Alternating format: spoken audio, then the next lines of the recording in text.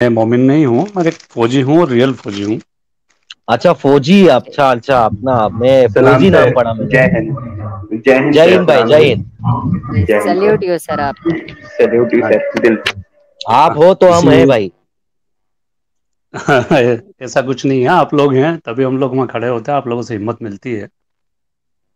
आ, जी मैं बताइए, आपसे ये बात करना चाह रहा था। पिछली बार अभी साहिल भाई की एक स्ट्रीम देखी थी मैंने, जो हाँ फौजियों के ऊपर थी कि इस्लाम फौजियों के लिए हाँ क्या हाँ बोलता हाँ है अगर हाँ तो मैंने उसमें भी ज्वाइन होने का काफ़ी ट्राई किया था, पर हो नहीं पाया था आप लोगों से। हाँ हाँ हाँ। और अभी तो हाल फिलहाल में रिसेंटली जुलाई में रिटायर हुआ हूँ, अभी इसी जुलाई में। अच्छा भाई। हाँ।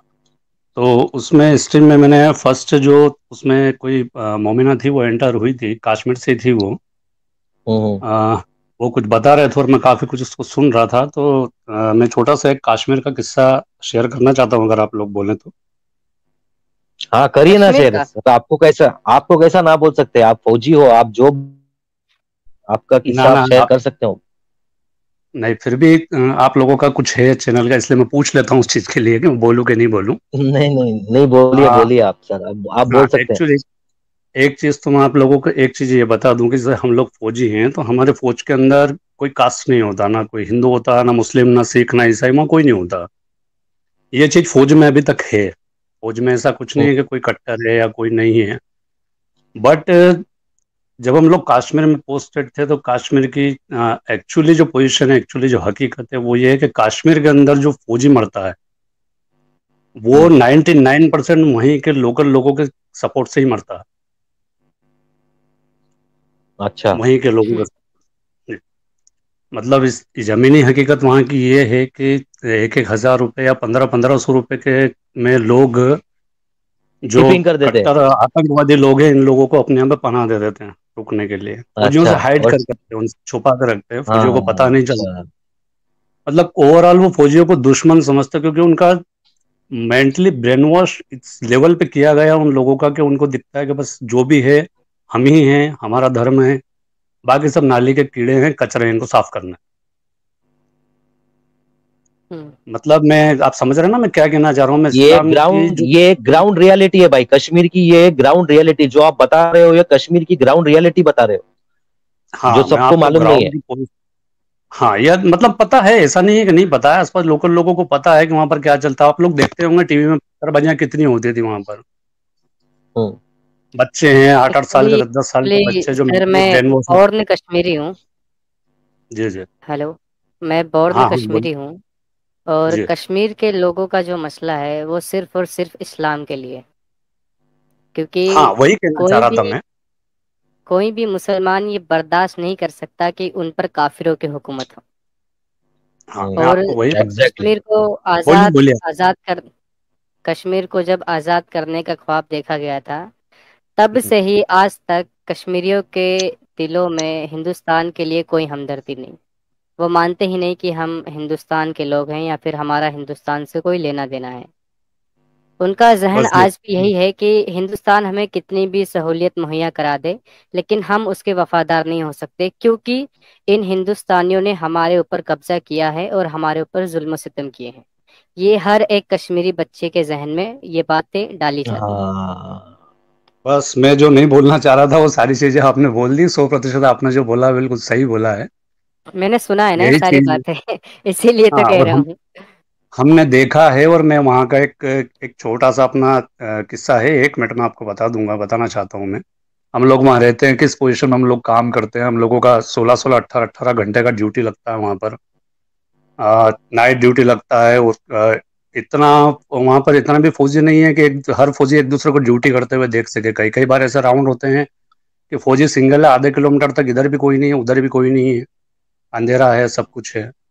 तो मेरी जब पोस्टिंग थी, उस समय वहाँ पर हम लोग, मेरे फ्रेंड थे वहाँ पर मेरे साथ में, उसमें एक मुस्लिम भी था फ्रेंड, फौजी था वो। हम लोग साथ में थे, हम बटालियन के थे लोग हम लोग। तो हमारा पोस्टिंग लगा था, उसके बाद नाइट में हमको थोड़ा सा रेस्ट करने के लिए मिला था, जो एक टेम्पररी कैंप बना के जो रुकते हैं ना लोग, उस टाइप से कैंप बना के हम लोग रुके हुए थे। एक एक कैंप में 2 लोग थे, ऐसे करके हम 10-12 लोग थे वहाँ पर।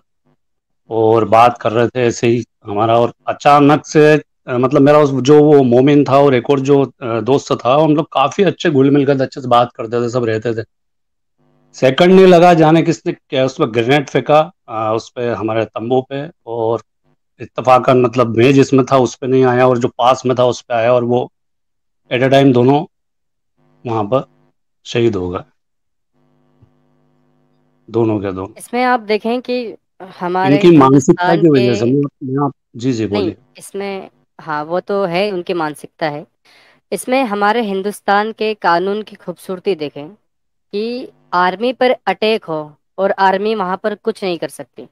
अगर कोई भी कश्मीरी सिविलियन किसी आर्मी वाले पर पत्थर फेंकता है तो बस वो डिफेंस कर सकता है, उससे कुछ कर नहीं सकता। लेकिन बिल्कुल, ये भी अगर आपने सही बोला। यही जी इस जगह अगर कोई और मुल्क होता तो वो एक ही धड़े से उन लोगों को साफ कर देता, हाँ, एक्चुअली ये पोजीशन मैंने फेस की है जो क्योंकि मैं आर्मी तब आर्मी के अगेंस्ट जाए।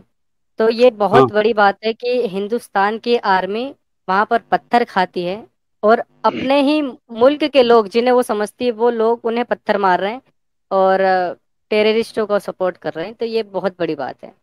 ये जी मैंने हिंदुस्तान के कानून पर हमें थोड़ा सोचना चाहिए कि इतनी भी सहूलियत नहीं देनी चाहिए किसी सिविलियन को कि वो आर्मी और डिफेंस सिस्टम के अगेंस्ट जाए। जी जी मैं इस पे आपको एक बात कहना चाहूँगा कि मैंने पोजीशन पेश की है क्योंकि मैं जब वहाँ पोस्टेड था 370 के समय था।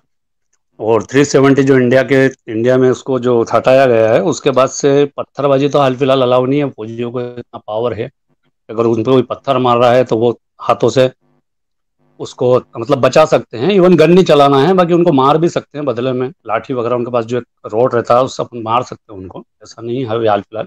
बट हाँ, आपने सही बोला कि आप मतलब एक फौजी का लाइफ देखिए कि उसको उसको ग्राउंड लेवल पर उसको अच्छे से पता है कि ये क्या करना चाहता है, इसके दिमाग में क्या चल रहा है, ये किन लोगों को पनाह देगा, किन को रोक रहा है, उसको सब पता रहता है। उसके बाद वो लोग उस पर थूक भी देते हैं, उसके बाद उसको पत्थर भी मार देते हैं और वो नहीं करता है। मतलब एक पेशेंट वाली बात है कि, और पेशेंट किस व्यक्ति में है, जो व्यक्ति ऑलरेडी ट्रेंड ही लड़ने के लिए हुआ है, उसका उसका ट्रेनिंग पूरी जो है वो लड़ने की है, पर उसका मेंटल स्ट्रेस, उसका लेवल देखिए, अपना पे कंट्रोल देखिए कि वो लड़ नहीं रहा है, वो खा रहा है। हम्म, सिर्फ इन लोगों की मानसिकता की वजह से इन लोगों को इतना ज्यादा ब्रेन वॉश कर दिया गया, इतना ब्रेन वॉश करके वहां से ऑलरेडी पाकिस्तान से इधर से उनको भेजा जाता है। उनका माइंड सेट रहता इस्लाम है कि उनको इस्लाम कोई कोई ये टेंशन ही सब नहीं है। इस्लाम, ये सब इस्लाम कट्टर इस्लाम कट्टर इस्लाम, इस्लाम इसके पीछे इस्लाम है। हाँ, इवन ये लोग जब घेराते हैं और ये जब भागते हैं, इनके पास AK-47 जैसा वेपन होता है, बहुत पावरफुल वेपन है। तो ये लोग जब हम्म, भागते हैं तो गन को, अगर ये भाग रहे हैं तो गन को उल्टा कंधे पे रख लेते हैं, और उसमें वो गन में दो पार्ट होता है, आप उसको अगर लॉक कर लोगे तो वो वन टिक पे चलती है, हम्म, नहीं तो उसको ऑटोमेटिक मोड पे भी हम्म, डाल सकते हो। तो गन को पीछे करके उसको ऑटोमेटिक मोड पे डाल के उसका ट्रिगर पकड़े रहते हो और भागते रहते हो, अंधाधुंध गोलियां चलती है पीछे। उसमें आपको कब आके कहाँ लगेगी कोई भरोसा नहीं, उनको फुल छूट है। हम्म, अभी आर्मी को तो राउंड का भी हिसाब देना पड़ता है, गोली अगर इतनी चली तो कहाँ चली है, गोली का भी हिसाब देना पड़ता है उसको। उन लोगों को अच्छा कोई हिसाब नहीं इनको देना तो पड़ता, वो पूरा कोई मैगजीन हिसाब का देना नहीं मैगजीन खत्म पड़ता। कर देंगे जी।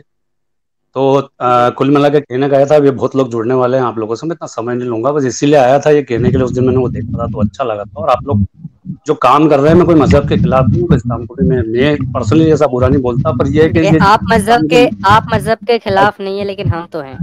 हम नहीं नहीं खुल मैं के बोलते हैं, हम आप, इस्लाम के खिलाफ हैं। आपने मेरे को पूरा बोलने नहीं दिया। मैं कह रहा था कि मैं खिलाफ नहीं हूँ, पर ये 90% आज के टाइम पे मोमिनों का इस लेवल पे ब्रेन वॉश हो चुका है कि इसके लिए आप लोग जो काम कर रहे हैं वो बहुत अच्छा काम है, सराहनीय। कम से कम आप लोगों की वर्किंग से, आप लोगों का हार्ड वर्क से अगर इनके दिमाग से कट्टरता निकलती जाए, कट्टरता खत्म हो जाए, तो यही बहुत बड़ी बात है। बस इसलिए आपको सही थैंक यू बात है। बोलना है। सैल्यूट है सर आपको, जय हिंद भाई। थैंक यू आने के लिए, जय थैंक जय यू हिंद। हिंद। हमसे जुड़ने के लिए, थैंक यू हमसे बातें करने के लिए। जय जय हिंद। हिंद जय। जय हिंद सर। जय हिंद। जिसान नो, हाँ ग्राउंड रियलिटी बता के मैं, गए, ये जो सैनिक साहब आए थे, फौजी साहब जो आए थे, ग्राउंड रियलिटी बता के गए कि वहां पे क्या चालू है, जो किसी न्यूज पे नहीं बताया जाएगा।